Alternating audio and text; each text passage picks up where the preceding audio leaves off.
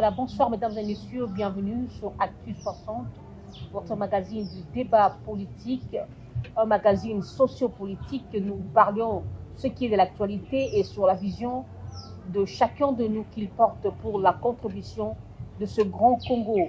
Et voilà, comme d'habitude, nous continuons notre série d'émissions avec le président du Parti des Rassemblements Chrétiens, du Parti des Rassemblements de Chrétiens Républicains RCR, en la personne de Monsieur Benjamin Bonyoma. Mais avant tout, j'aimerais un peu que nous analysions un peu sur cette question de l'accord de Washington. Il doit analyser un peu sur ce qui s'est passé. C'est une victoire diplomatique, la RDC qui gagne, ou c'est un gâchis. Monsieur Benjamin Bonyoma, bonsoir. Bonsoir. Comment allez-vous? Très bien. Comment se porte la RDC? Une question qui doit toujours se répéter. Oui, mais de la même manière, ça n'a pas changé. Rien n'est changé. Rien n'est changé. Comment vous avez trouvé les accords signés à Washington? Bon, j'espère que le président de la République a pris une bonne décision, j'espère. Quant à moi, avec l'expérience que nous avons tous connue dans ce pays, depuis Mobutu et de Kabila, aujourd'hui Tshisekedi, aucun accord avec l'Occident n'a donné des résultats positifs pour le pays. Et donc pour moi, c'est un énième accord qui, une fois encore, où nous allons être malheureux après. Donc je ne vois pas, je suis même convaincu quand vous regardez les images, je me convaincu que même le président lui-même n'était pas dans son assiette. Ce sont déjà ce genre d'accords où il finit par dire qu'il retirait sa signature. Attendez, s'il vous plaît. On vous entend parler, on vous sent, vous êtes pessimiste, comme si vous faites des malheurs. Pourquoi? Non, c'est l'attitude du président lui-même. Quand vous le regardez, vous sentez que lui-même n'est pas dans son assiette. Et quand vous regardez le comportement de ces deux partenaires, vous voyez qu'il y a une certaine alliance un peu trop intime entre les deux présidents américains et rwandais. Par contre, avec le président congolais, c'est comme s'il était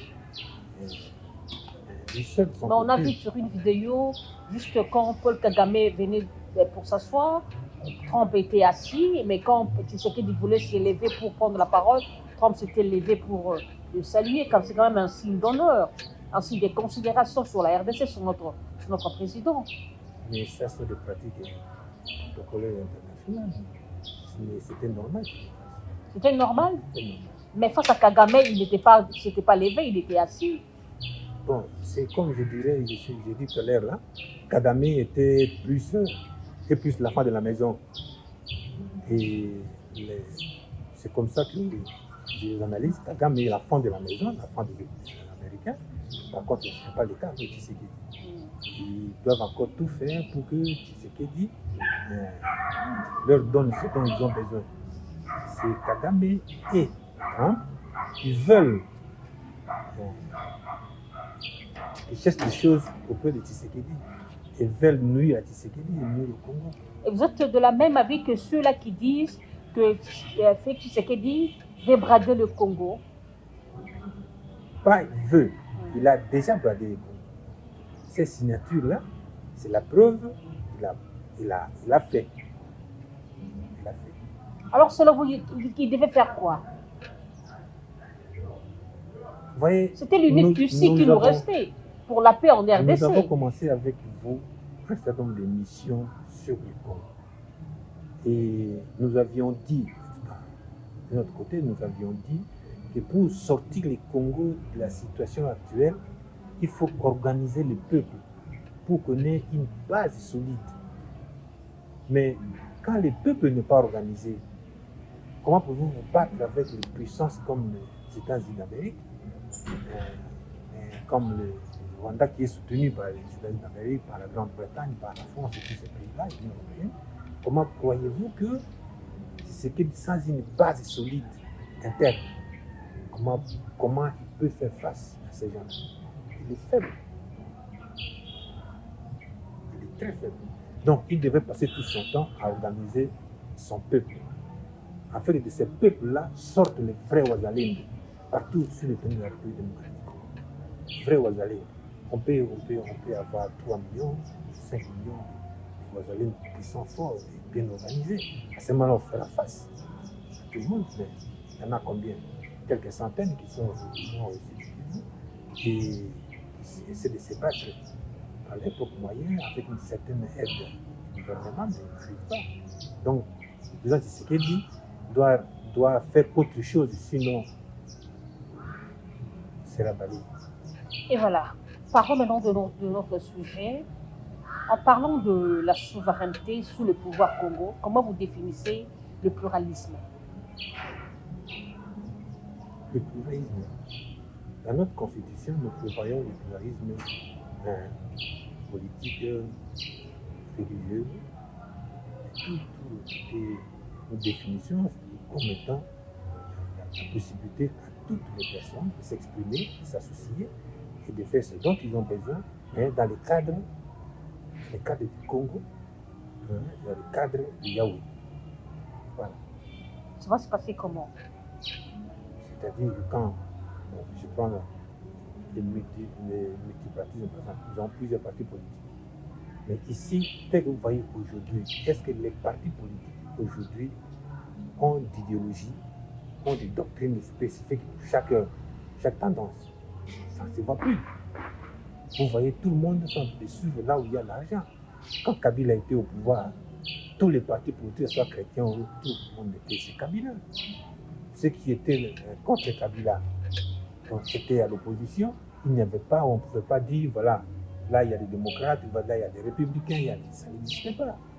Donc aujourd'hui, je crois qu'aujourd'hui nous sommes dans une situation de monopartisme dont on ne sait pas qualifier. Quand vous prenez, si vous dites aujourd'hui vous n'êtes pas dans l'union sacrée, vous êtes pris pour un opposant. D'accord? L'union sacrée, c'est quoi? Quelle est l'union sacrée? Bon, quand on dit que vous n'êtes pas avec Kabila, c'est de quelle idéologie on parle là? Aujourd'hui, ce n'est pas organisé, ce n'est pas structuré. On ne sait pas, quand on parle de la majorité, c'est de quelle majorité, qui est la majorité qui est au pouvoir. On ne sait même pas aujourd'hui dire si ce sont les socialistes, si ce sont les socialistes. Hier on pouvait dire, mais aujourd'hui, je ne sais pas. Je crois qu'il faut réorganiser tout. Et nous comptons organiser de cette manière-ci. Les partis politiques doivent avoir leur doctrine, leur idéologie et leur projet. S'ils se réunissent ensemble, seuls les partis politiques qui ont les mêmes idéologies peuvent se réunir ensemble.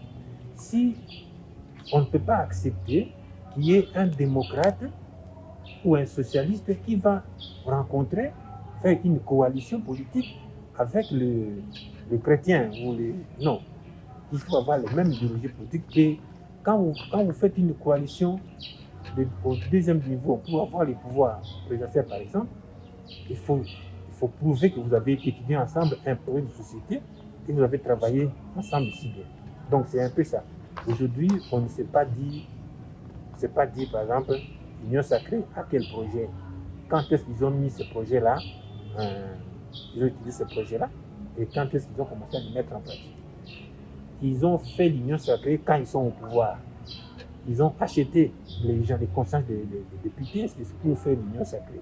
Et après, pour quel projet?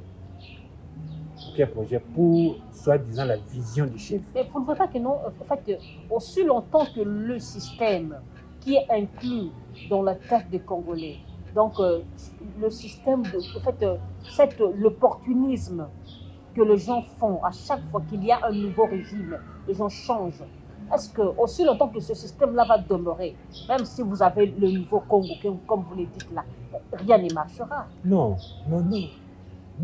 Quels sont les mécanismes que vous allez mettre sur pied pour éradiquer ça? Pourquoi, au fait, nous commençons à en parler aujourd'hui? C'est pour préparer la jeunesse, pour préparer les gens en 2028. Nous allons nous présenter pour changer les choses. Et voilà comment nous voulons de cette manière-là.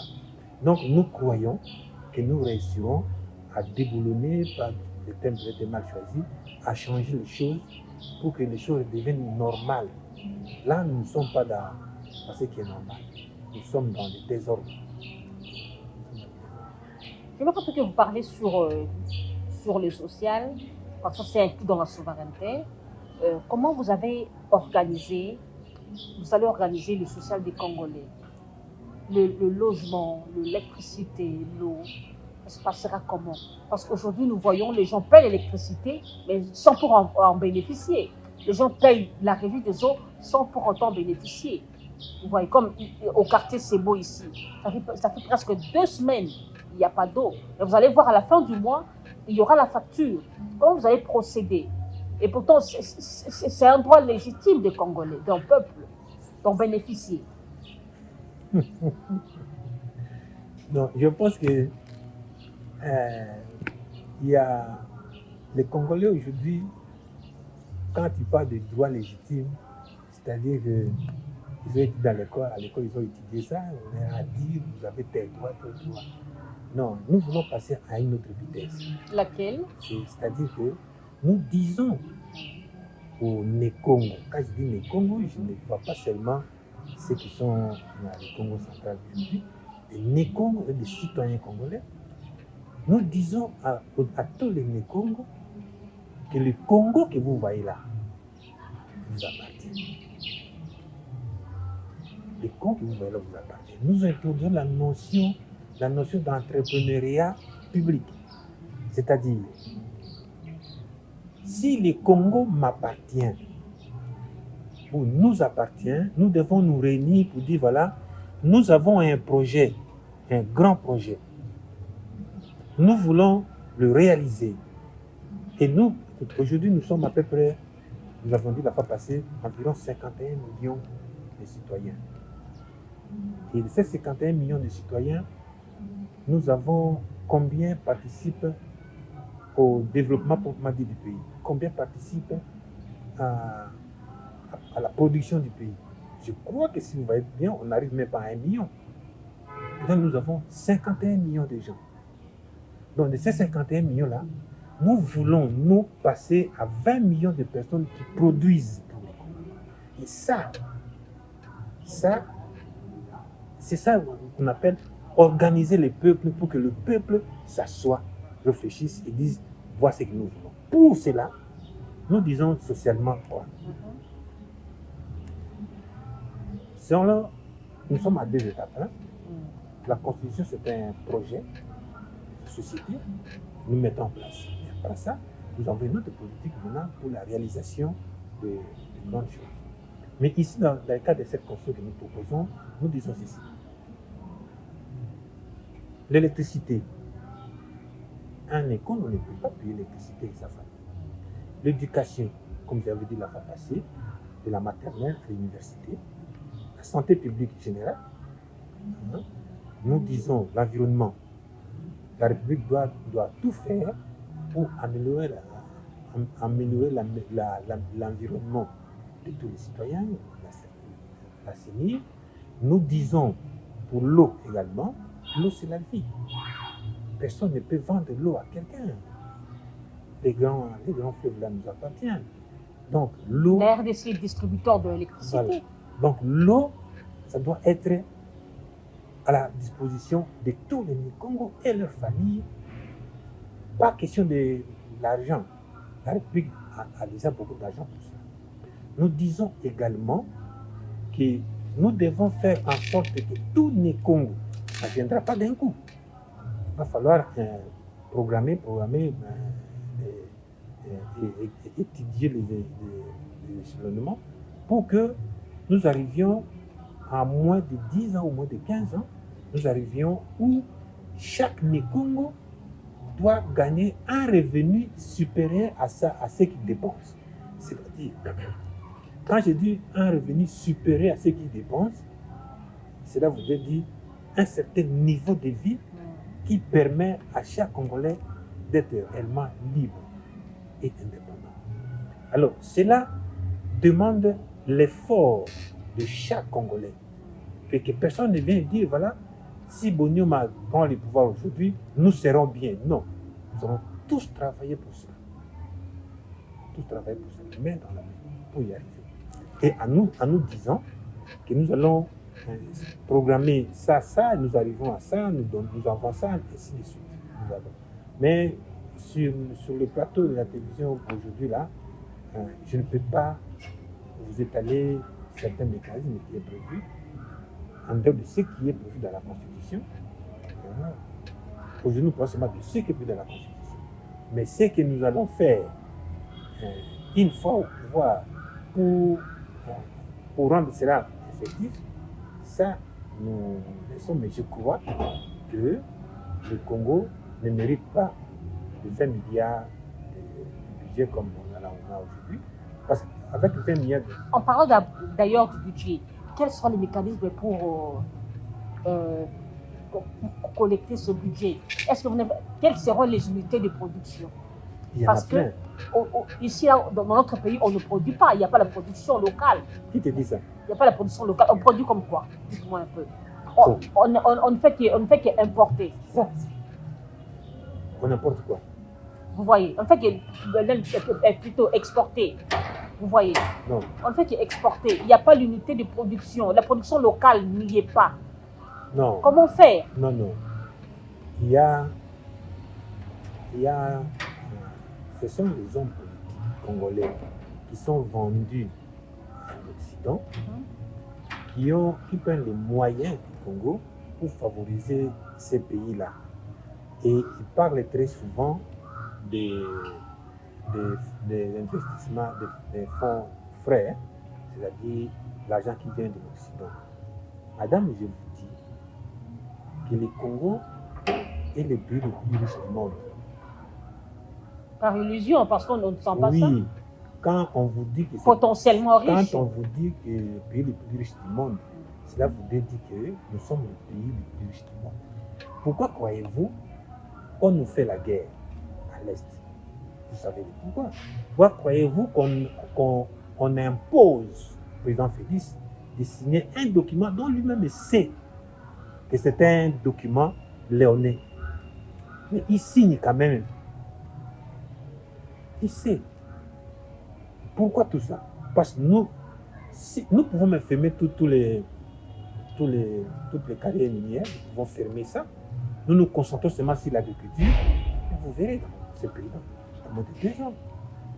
Donc, nous sommes le pays le plus riche du monde. Mais on nous dit ce que vous croyez, vous dites là, que nous ne produisons pas. Vous croyez vraiment qu'ici à Kinshasa, là, tout le monde mange toujours les choses qui viennent des choses importées? Je crois que ça aujourd'hui, moi j'ai mangé du pondu, ça a été imposé à partir de quel pays? C'était ici. Et on a des foufous. C'est ici. Mais on importe quoi? Les cheveux là, les cheveux là que les femmes mettent là, c'est ça que vous dites importer ou quoi? Donc on nous fait croire des choses impossibles. Nous pouvons nous organiser, améliorer ce que nous avons, l'industrialiser et puis nous en sortir. Donc c'est un petit problème. Je pense tout simplement que je n'ai pas de solution miracle. Ce que je sais, nous pouvons nous organiser, nous asseoir et réfléchir, rêver grand pour le Congo et arriver à des solutions positives. En parlant du logement, aujourd'hui, les logements posent un sérieux problème. Oui. Si je peux peut-être parler de militaires. Un militaire qui est au camp, qui reste au camp, un policier, dès qu'il meurt, on chasse sa femme, ou encore un policier, ou un militaire qui est au front, après lui, on chasse, on déguerpit sa femme et ses enfants. Les paisibles, les Congolais, même civils, ont du mal à payer le loyer. On ne sait pas. On ne sait pas régulariser ce secteur-là. Comment vous allez structurer ça? Yangambi, c'est un centre de l'INERA, à l'époque INEAP. Et à l'époque, on a construit Yangambi très bien, des maisons urbaines très bien. Et on a amené les gens de leur village, ils sont venus travailler, on leur a donné des habitations, ils ont travaillé, et c'était bien. Mais quand vous arrivez à la fin de votre service, on vous chasse de votre famille. de rentrer dans votre village, là où vous n'avez rien construit. Et les familles déjà étaient cassées comme ça. Le même esprit colonial, c'est tout dans la tête. Et tous ces messieurs que tu vois là, qui sont aujourd'hui nos dirigeants, c'est dans cet esprit-là, qui sont en train de faire ça pour les militaires. Il y a une politique que j'attends très souvent ici, des services militaires ou quoi. Il y a même tout un département, la défense, la réinsertion. Les militaires, la réinsertion. Mais on fait quoi avec tout cet argent-là? On fait comment cette réinsertion-là?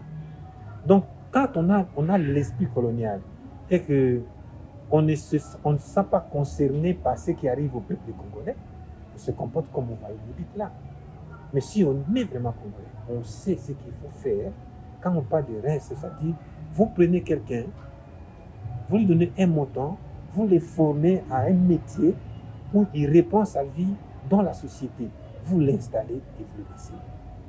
On ne chasse pas quelqu'un comme ça. Si quelqu'un qui est mort au front pour le pays, mais vous chassez sa femme et ses enfants. Et vous voulez que les autres qui sont en vie aillent se faire tuer pour vous là. Parce que sa femme et ses enfants seront dans la rue. Mais c'est ça que vous voyez aujourd'hui que nous n'arrivons pas à passer. Nos dirigeants ont encore l'esprit colonialiste, l'esprit qui n'est pas pour le développement du pays. Ils n'ont pas d'autre expérience. Ils ont l'expérience des militaires au pouvoir, ils ont l'expérience des Belges au pouvoir, ils ont l'expérience des gens, donc ils n'ont pas l'expérience des personnes intelligentes, des personnes qui ont l'esprit de Dieu, mais selon l'esprit de Dieu. Notre logique est que chaque Congo ait sa parcelle.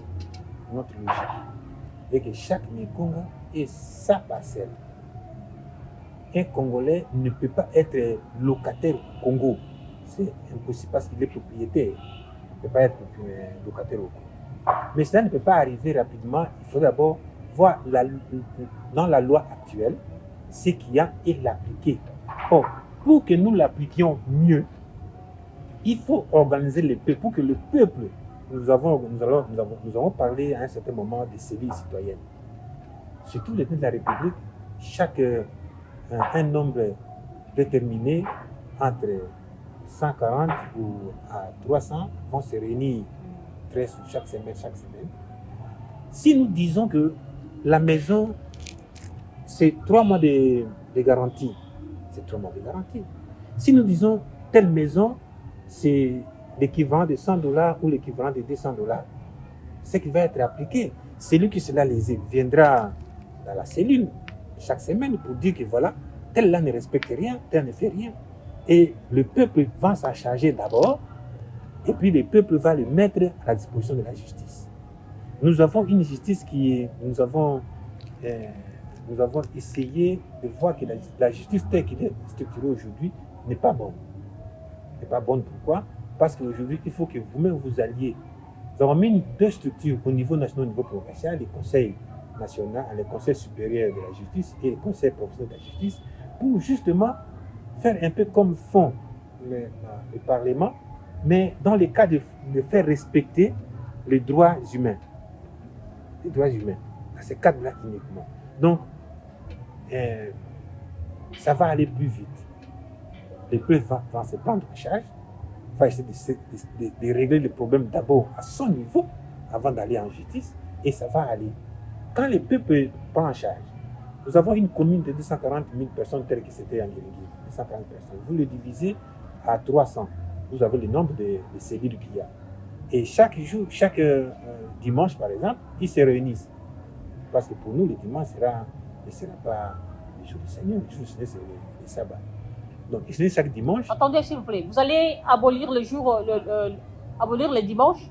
On ne va pas abolir les dimanches, ça sera le premier jour de la semaine. Parce qu'on est tous habitués, mais c'est presque partout, le dimanche, les gens partent au culte, partent dans leur confession religieuse. Et ça n'aura plus lieu, ça sera le samedi. Nous reviendrons sur le calendrier après. Parlons d'abord de ça, sinon on va... Ok, allez-y. Donc, nous disons, ils vont se rencontrer tous les premiers jours de la semaine, qui est le dimanche, et ils vont parler de tous les problèmes de la société, à leur niveau, de tous les projets qu'il y a à organiser et de toutes les finances qui sont à leur disposition. Nous allons faire des petites commissions de gestion des cabines d'électricité pour savoir, nous recevons les courants, nos courants, c'est notre courant à nous, on nous donne. Donc, à l'époque, c'était la SNEL sous DG là avait monté, avait travaillé, avait fait le comité d'initiative de l'électricité. C'est un peu Saint-Jacques-là, où le peuple essaie de voir qu'est-ce qui manque. Nous pouvons, parce que ça nous appartient, ce n'est pas des choses qui appartiennent à l'Occident, ça nous appartient. Donc nous pouvons arranger ça. Le peuple doit se prendre en charge. Là où le gouvernement n'a pas les moyens, le peuple contribue. Nous, on ne parle plus d'impôts, nous on parle de contribution. Le peuple contribue et volontairement.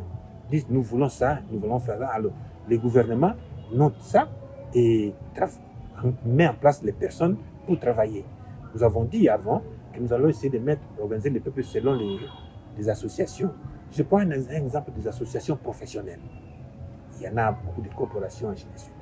Et pour régler le problème d'électricité, nous avons la corporation des ingénieurs civils, la corporation des ingénieurs, des architectes, la corporation des ingénieurs techniciens, tout ça.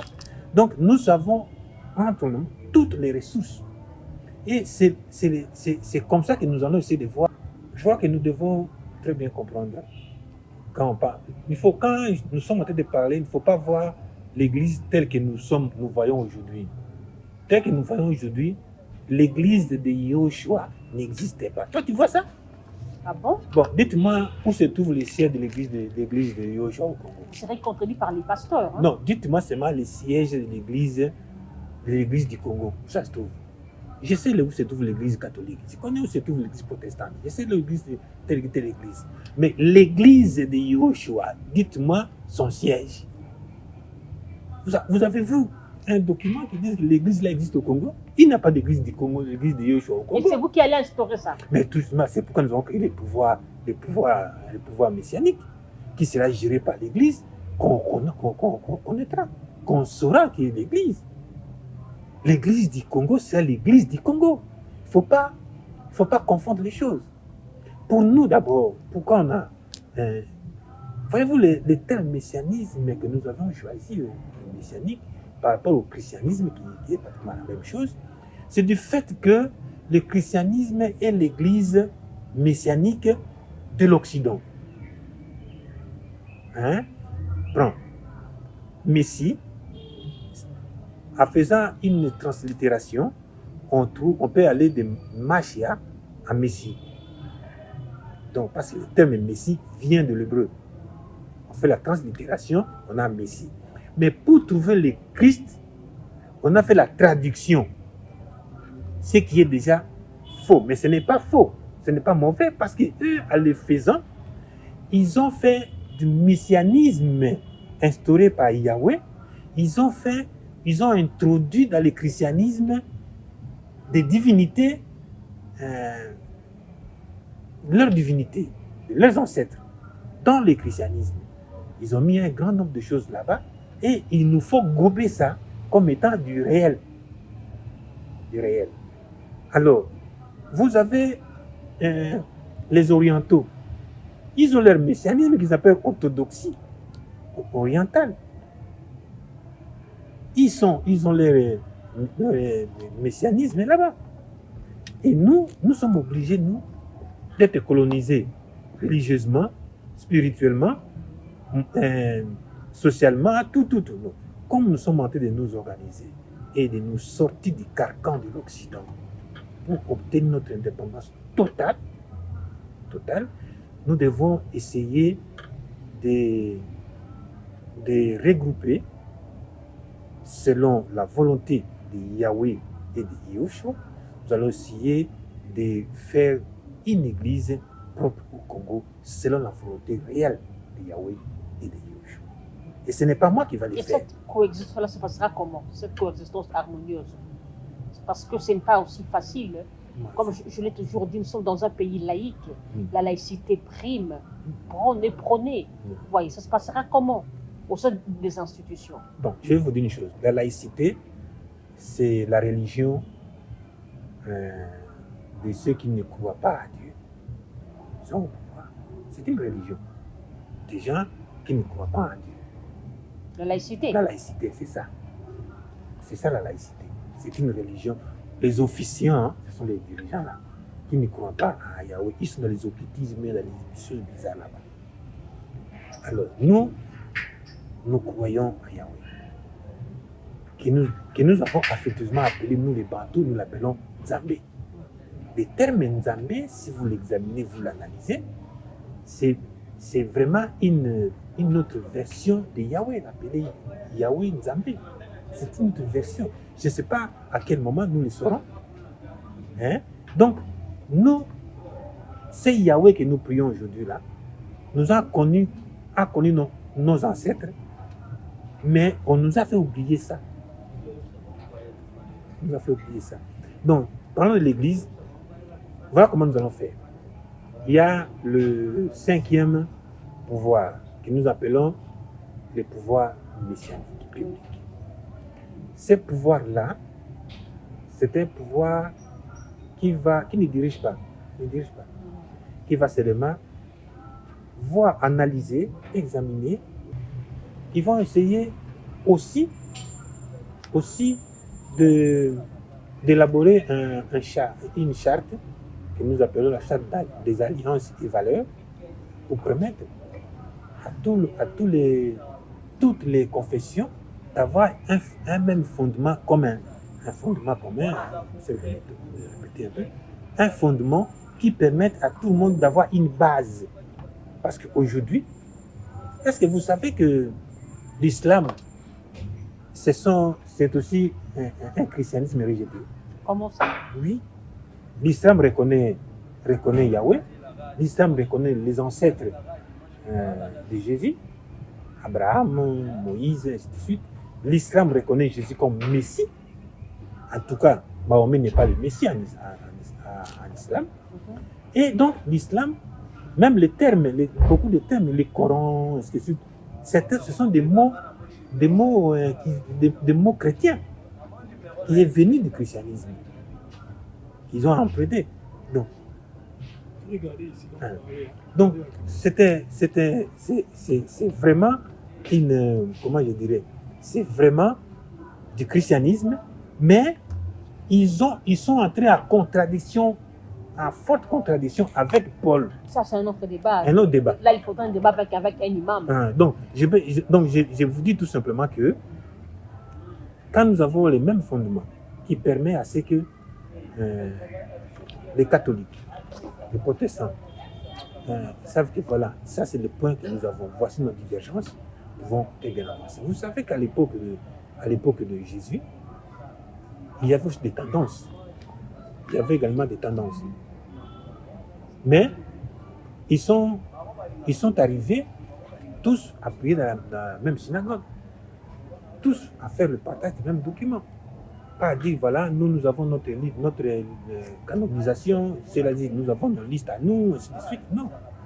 Et nous ne voulons pas de ces listes-là, ainsi de suite. Donc voilà un peu ce que nous avons. J'aimerais un peu que nous parlons toujours continuons sur l'exercice du pouvoir.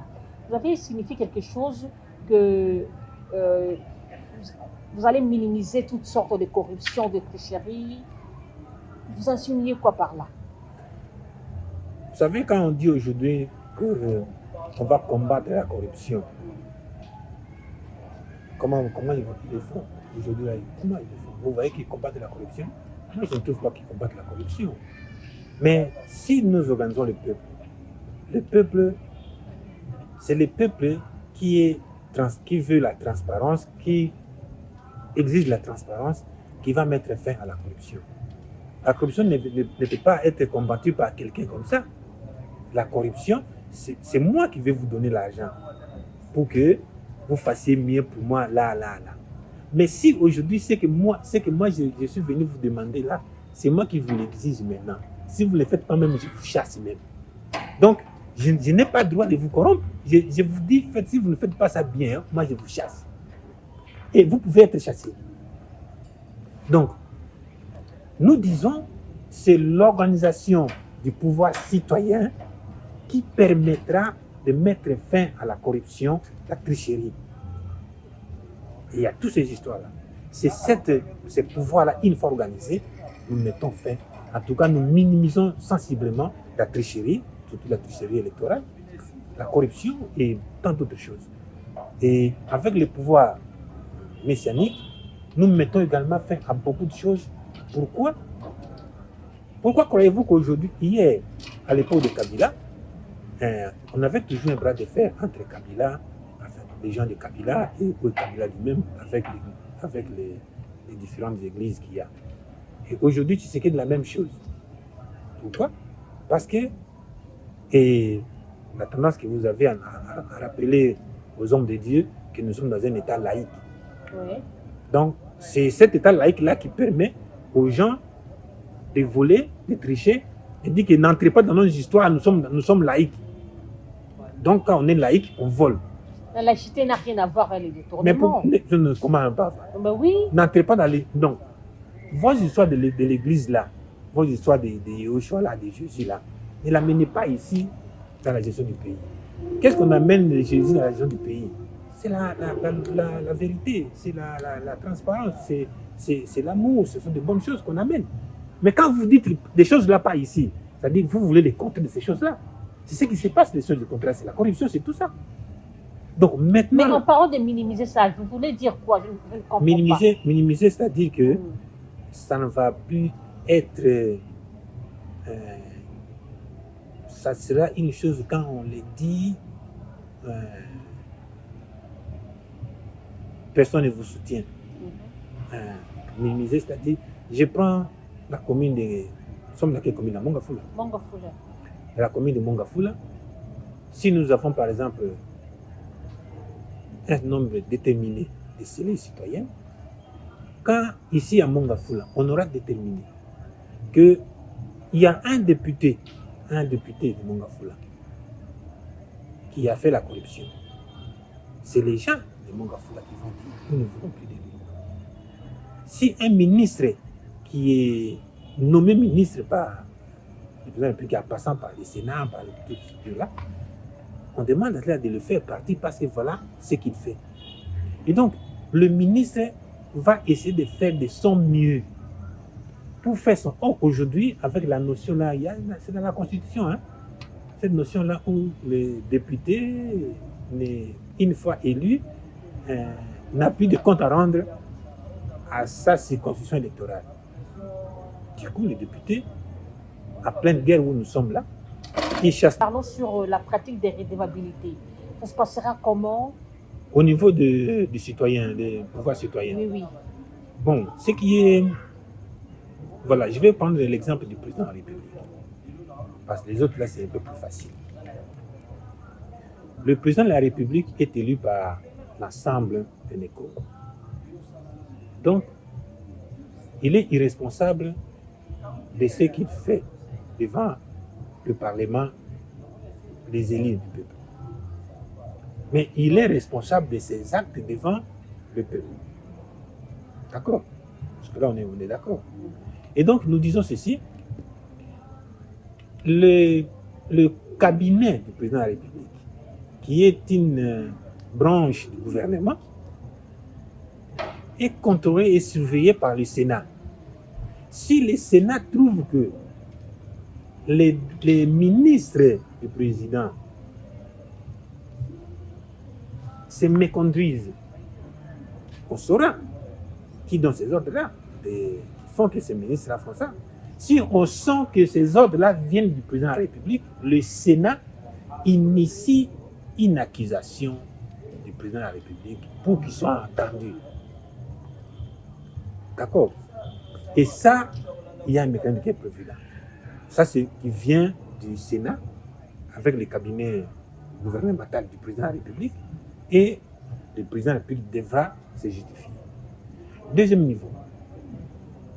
Le président de la République est tenu de parler à son peuple, soit dans les institutions citoyennes, soit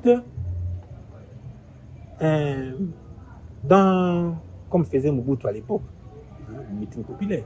Le manifeste de lancer les souverains. Voilà.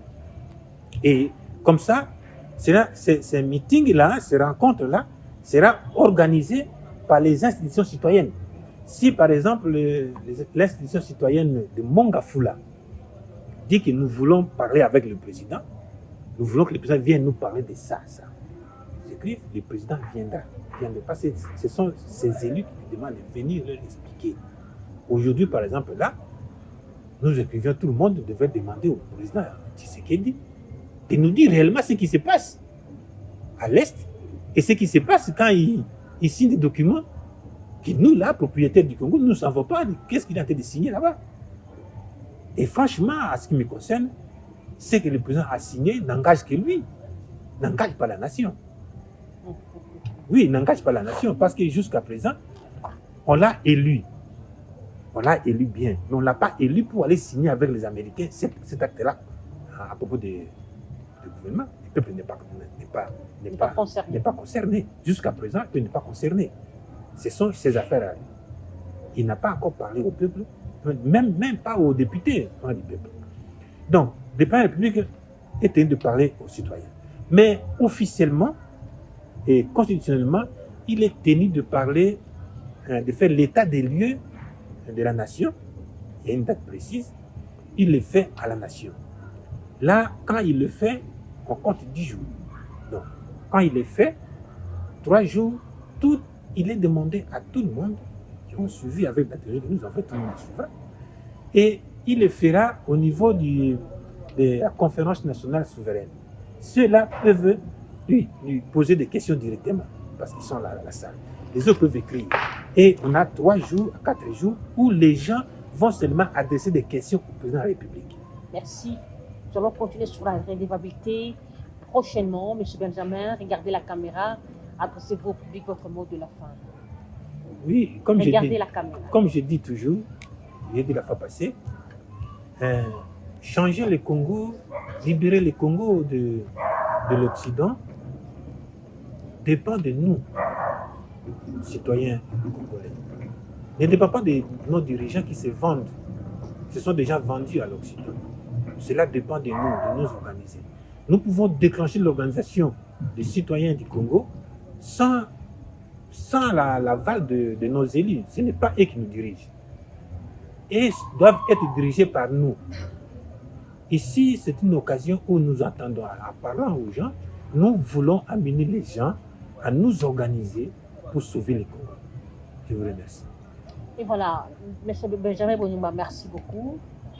Et nous sommes arrivés à la fin de cette émission. La série continue. Nous vous rappelons qu'il a une vision pour le Congo. Il a des idées, que faire pour que le Congo puisse se réorganiser, pour que le Congo puisse se revêtir de sa plus belle robe d'antan, pour que le Congo puisse se revêtir de son honneur d'antan.